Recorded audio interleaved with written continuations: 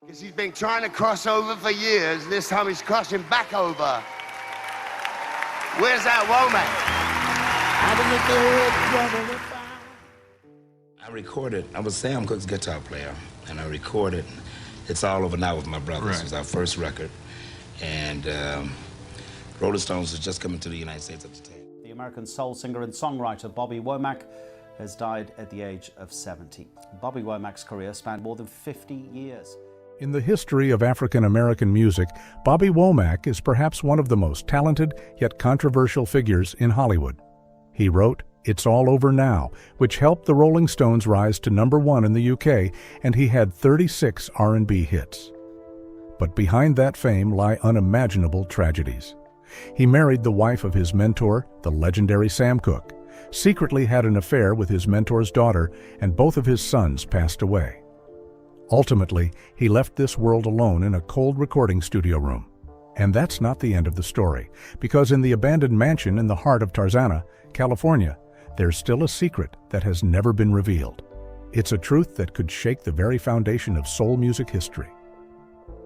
Watch until the end of the video to uncover that secret and decide, was Bobby Womack a traitor or a soul eternally trapped in his own love? Few know that everything Bobby Womack ever had, from fame and love to irreversible mistakes, passed through one special location, the Tarzana Mansion. On a morning in April 1972, Bobby Womack signed a contract worth $750,000 to acquire the mansion in Tarzana. At that time, this price was reserved for only the superstars. But he didn't hesitate.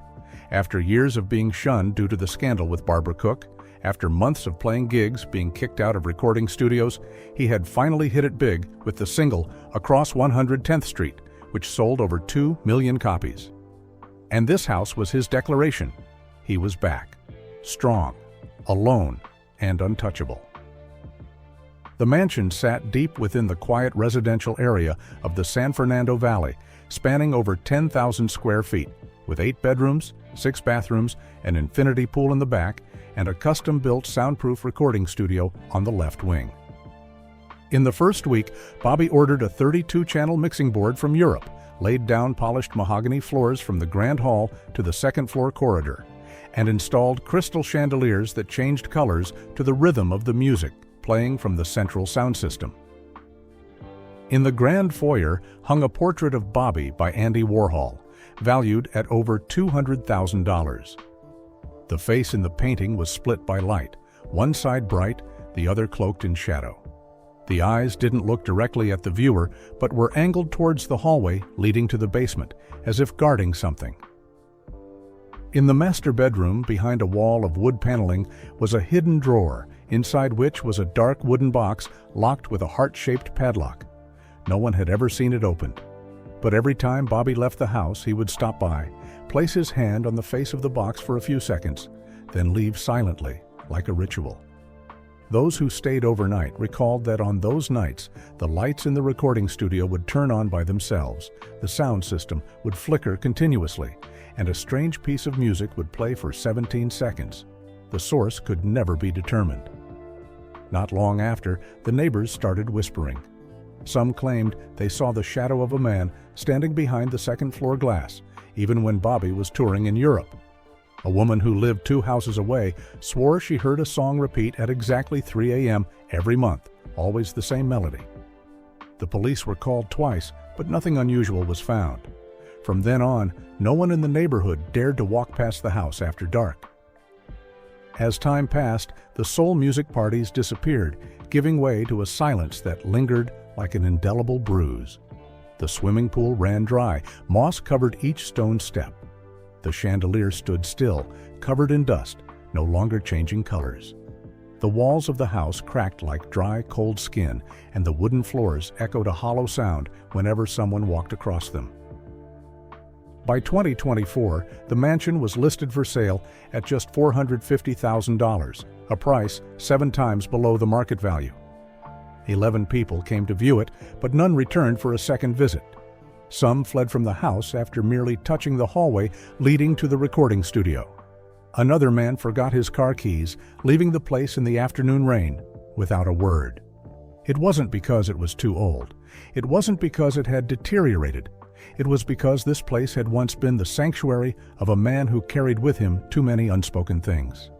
Secrets about love, betrayal, and loss that he did not take to the grave but left behind remained in a wooden box never opened.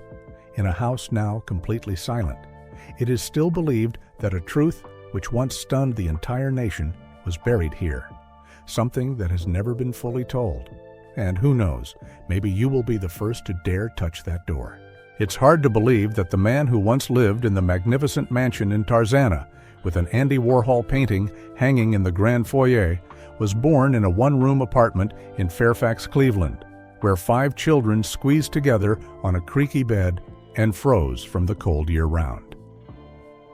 Bobby Womack was born on March 4, 1944, the third child in a working-class family that lived on less than $3 a week. His father, Friendly Womack Sr., was a steelworker by day and a strict minister by night. His mother, Naomi, played organ in the Baptist church and taught her children to sing before they could even spell. Bobby's childhood didn't include warm blankets or full meals, only the sound of prayers murmured in the kitchen and the smell of rust from his father's work tools. The small, thin boy walked barefoot to school, scavenged meat from behind supermarkets to survive, and was often called trash by classmates when he rummaged through garbage bins after school. The humiliation burned into each step, making him more silent, withdrawn, and full of self-doubt. The breaking point came one September afternoon in 1954. Bobby, at just 10 years old, was fiddling with a guitar hanging on the wall when he accidentally snapped a string. His father darkened, silently pulled his belt from his trousers, and punished him in the harshest way. Bobby gritted his teeth through the pain, but the wound in the young boy's soul would send ripples through his destiny forever. Moreover, Bobby grew up in the grimy slums of Cleveland, witnessing daily brawls after school, seeing friends stabbed for the smallest reasons. It was here that he learned to love as if each day were the last. Intense, fiery, but full of doubt. His fear of abandonment, of being scorned, drove Bobby into relationships that he would inevitably break apart when he loved the most deeply. In his 2007 memoir Midnight Mover, he wrote, "I learned how to love from the first chords my mother taught me, but I learned to hate myself from every beating my father left behind." That's why later, when he had become famous and wealthy, Womack built the Tarzana mansion not just to assert his status, but to erase the image of the poor boy who once sneaked stale bread behind supermarkets. In 1956, when Bobby Womack was just 12, he and his brothers formed a band called the Womack Brothers. They started by opening for the famous gospel group, the Soul Stirrers, and it was during one such performance that Womack's life took a new turn. Sam Cooke, the rising soul star, happened to hear them sing and immediately saw something unique in Bobby. Sam not only became a mentor, but also shaped both Womack's career and life. In 1961, under Sam Cooke's guidance, the group signed with SAR Records and changed their name to the Valentinos. A year later, their hit, Lookin' for a Love, was released and sold over 1 million copies, catapulting Bobby Womack into the ranks of America's most promising young artists. But fate would allow him to taste only a brief moment of glory before drowning it all. On the night of December 11, 1964, the news of Sam Cooke's shooting death at a seedy hotel in Los Angeles spread across the United States like an earthquake. While the soul community was still trying to make sense of what had happened, the body of the artist once known as the Soul of America was taken to the morgue, lying quietly behind cold iron doors. Some said he was shot for attacking a hotel clerk. Others claimed it was the price he paid for standing up for the rights of black artists.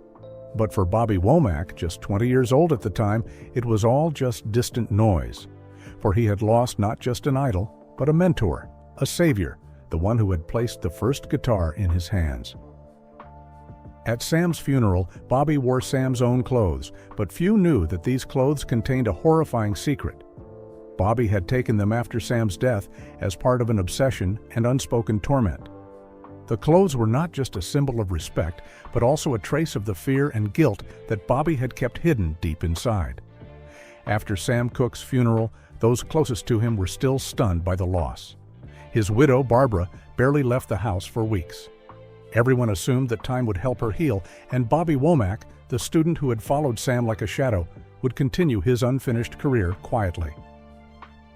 But just 3 months later, a brief news item in Jet magazine sparked outrage in the black community. Bobby Womack and Barbara Cooke had secretly gotten married. People didn't understand. They couldn't understand. Sam had just died less than 100 days ago. The ashes were still warm. Sam's daughter, Linda Cooke, was only 11 years old, having just lost her father, and now her new stepfather was the very man who had once called Sam his savior. The public labeled it as an outright betrayal. The scandal spread. Television shows refused to invite Bobby, and record labels froze his contracts. Many fans even called for a boycott of his songs, as if he had been the one to pull the trigger that night. But what confused the public even more was Bobby's silence. He neither defended himself nor explained. There were no interviews, no apologies. He just continued living with Barbara in a small apartment in Los Angeles, as if trying to prove that his choice was made out of love. But could it really be called love when it began with a death, grew in the shadows of public opinion, and was overshadowed by guilt? A former friend once said that Bobby kept the coat Sam had worn the last time they recorded together. Every time Bobby was drunk, he would put it on, step out onto the balcony, and sit motionless until morning. The betrayal to this day remains incomprehensible to many. Was it love, loneliness, or just a desperate attempt to hold on to the memory of someone lost? But one thing was certain. It was a turning point in Bobby Womack's life that could never be undone. Despite enduring a wave of public criticism, Bobby Womack and Barbara Cooke still tried to live together as a family. In 1966, they welcomed their first son, Vincent, as a fragile ray of hope amidst the storm of scandal. But that light didn't last long. 3 years later, in March 1969, when Barbara returned to the mansion earlier than expected, she walked into the recording studio and stood frozen. Before her stood Bobby and Linda Cooke, her daughter with Sam, hugging each other in the dim light of the studio ceiling lamp. Linda, at 18, looked at Bobby as if he were the only man in the world who could make her heart race like that. In a fit of despairing anger, Barbara grabbed a small gun hidden in a drawer, aimed it at Bobby, and pulled the trigger. The bullet grazed his ear, embedding itself into the soundproofing behind him. Linda screamed. Bobby collapsed, not from the wound, but because he realized that everything had crossed a line that could never be undone. After the incident, Barbara filed for divorce. Linda disappeared from Bobby's life without a word.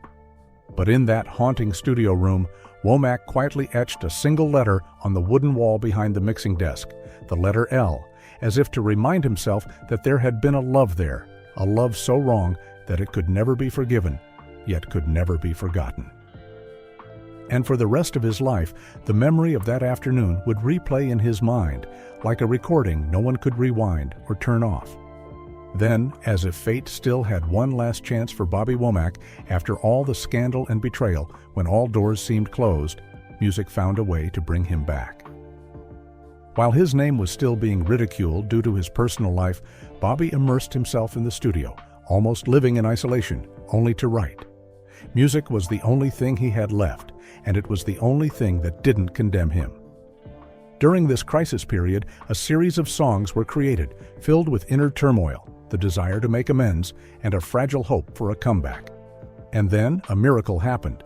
In 1971, the album Communication marked a remarkable comeback, and by 1972, the soundtrack for Across 110th Street not only elevated his name to new heights, but also became a timeless symbol. Every year, Womack earned up to $5 million from performance contracts, recording, and songwriting. He also wrote the song It's All Over Now in 1964, which the Rolling Stones later brought to #1 in the UK, sparking a global sensation. Womack became a frequent collaborator of Aretha Franklin, playing guitar on the legendary album Lady Soul, 1968, and was even invited by Janis Joplin to perform together during her concerts before she passed away. He lived like a flame, burning himself with music, fame, and love affairs. However, all lights eventually fade. In 1974, Bobby's brother Harry was fatally stabbed by his girlfriend during a heated argument. This tragedy left Bobby utterly shattered. He began to fall into addiction, spending over $500 a day to escape the pain. Although his album The Poet, released in 1981, reached #1 on the R&B charts, in reality, Bobby's life had descended into a dark period. He owed $700,000, had to sell his instrument collection and part of the studio furniture to pay off the debts, and lived in isolation. In the summer of 1976, after many emotional upheavals, Bobby Womack married Regina Banks, a young, gentle woman who believed she could offer Bobby a fresh start.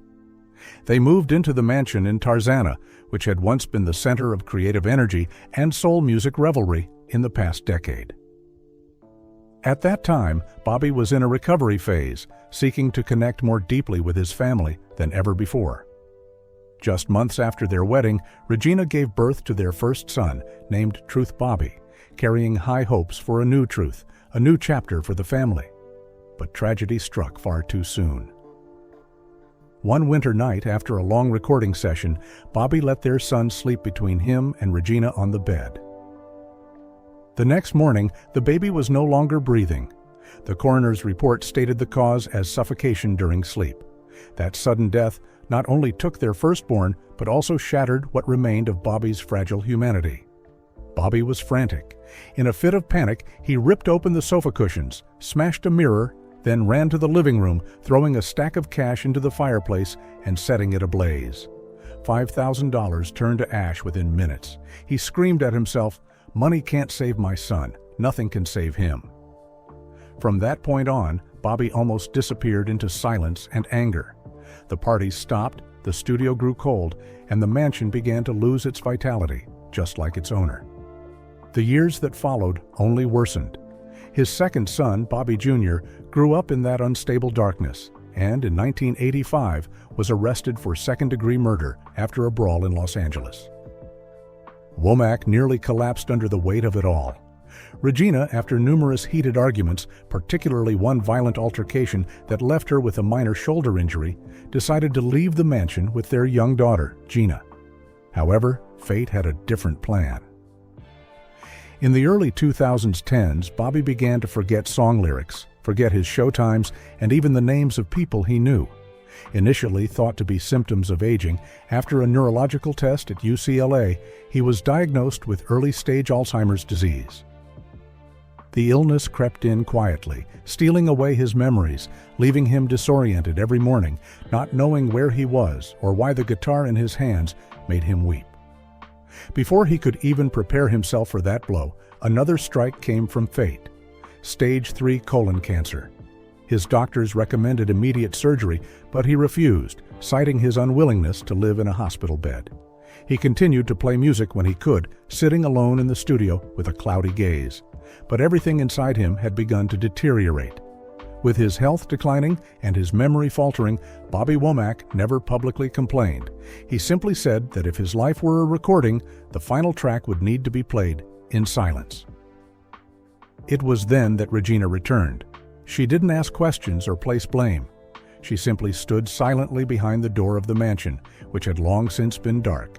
She cooked him meals, brewed tea every morning, and each time Bobby lost himself in his memories, she placed a hand on his shoulder and gently reminded him that he was still loved. Since Regina's return, Bobby was never alone during his moments of confusion. They didn't live as husband and wife, but as two souls who had come to truly understand each other's pain. Then, on June 27, 2014, just days after canceling a performance at Bonnaroo due to shortness of breath and a persistent fever, Bobby Womack took his final breath in the very Tarzana mansion he had once called his last home. Doctors had advised him to stop performing due to diabetes, pneumonia, and signs of kidney failure, but he hadn't listened. In a room filled with the scent of medicine where the last microphone he owned lay, Bobby sat alone through the night, holding a guitar out of tune, playing the track "I'm in Love," and silently weeping. It was the song he had written for Linda Cook, the woman who had been the first to make him fall in love and lose everything. Regina was the one to find Bobby the next morning. His body lay tilted by the edge of the couch, a warm whiskey glass beside 3 unused cocaine pills. The medical report didn't specify the cause of death, but many believed that after everything, he had chosen to leave in silence, without resistance, without a final confession, just a way to end a life that had been filled with so many mistakes and regrets. His funeral was simple, with only about 50 people attending. There were no Rolling Stones, no Aretha Franklin, no applause that once filled the halls of Madison Square Garden. Only the faint sound of bells and eyes that avoided looking. After that day, no one dared to enter the Tarzana mansion. The walls were stained, the grass grew high near the windows, the electricity had been cut off, and shards of mirrors still scattered across the living room. Where music had once echoed, now there was only the sound of wind drifting through the dark hallway. After Bobby Womack's final breath, it seemed like the story had closed. But the heart of the Tarzana mansion still beat. The secrets buried in the dark wood, the silent music that had never played, everything began to leak out as his estate was dragged into a web of disputes. Under the dim lights of the mansion, once a creative sanctuary for soul music, Bobby Womack's legacy slowly disintegrated piece by piece. After his death in June 2014, his estate was estimated to be worth around $20 million, including the rights to over 300 songs, 2 collectible Rolls-Royce cars, and the more than 10,000 square foot mansion in Tarzana, California, which had been valued at over $1.5 million at the time of his passing. However, just months after the funeral, more than 80% of that estate was frozen by court order. Overdue tax debts, dubious financial contracts from his final years, and a series of lawsuits involving his children, his final wife, Regina Banks, and the legal representatives plunged his estate into an unresolvable spiral. From 2014 to 2020, legal fees alone amounted to over $3 million. Regina, who had quietly cared for Womack in his final days, received a one-time payment of $500,000 in 2015 after months of tense negotiations. Their children, Bobby Jr. and Gina, had hoped to regain control of their father's music rights, but after 3 years of legal battles, their lawsuit was dismissed in 2018. While the dispute remained unresolved, the mansion, once the home to recordings with Aretha Franklin and Sly Stone, became the target of thieves. A rare portrait by Andy Warhol, once hanging in the foyer, disappeared without a trace. The burglary was reported to the police, but no suspect was found, and the item was never recovered. One of the 2 Rolls-Royce cars, once a symbol of Womack's peak fame, was also auctioned off to pay a portion of the tax debt, but only fetched $200,000, a figure far too low compared to its history and sentimental value. Each missing item, each lost lawsuit, wasn't just a diminishing asset, but layers of memories from a life torn apart, not by time, but by the very people closest to him. And amid all these disputes and losses, the mansion stood silent, an impotent witness to a tragedy that continued even after his death. It seemed that everything would quietly fade into oblivion. But then, in March 2023, a surprising twist occurred. An independent investigative journalist, during an infiltration of the abandoned mansion, found a wooden box hidden behind a wall cupboard in the master bedroom. When opened, it contained a black velvet-wrapped cassette tape and a handwritten letter. In the 3-minute recording, Bobby's voice came through, hoarse and trembling. He confessed that he had loved Linda since she was just 14, even before Sam Cooke, her mentor and biological father, was murdered. He said he had destroyed Sam's family, that no bullet was needed. He had already killed Sam in Linda's heart long before. His voice faltered on the last sentence, as if making a final confession into the void. "Linda, I'm sorry. I'm not worthy of you. I take this secret to my grave." The information leaked within a week. The soul community erupted. They didn't just hear a confession, they heard the reason why Bobby Womack had lived his life like a man running from something. A soul both gifted and haunted, both brilliant and broken. And the mansion, once again, became the center of the storm. It was no longer the home of a legend, but a vault of unfinished words and unforgiven sins. Looking back at Bobby Womack's journey, he left behind a monumental musical legacy. Over 300 songs, many of which became classics of soul and R&B. He was inducted into the Rock and Roll Hall of Fame, nominated for Grammy Awards, and collaborated with legendary artists like Aretha Franklin, the Rolling Stones, Janis Joplin, and Sly Stone. His music was the breath of an era, the voice of wounded souls who still loved and lived. But behind that brilliance lay a life riddled with scandal, loss, and torment. What was revealed after his death not only shocked the world again, but made people question: was Womack a betrayer of his mentor Sam Cooke, or a victim of forbidden love and a life lived in obsession? What do you think? After learning these secrets, do you still believe Bobby Womack deserves condemnation? Share your thoughts in the comments, and don't forget to subscribe to our channel to explore more untold stories behind the spotlight.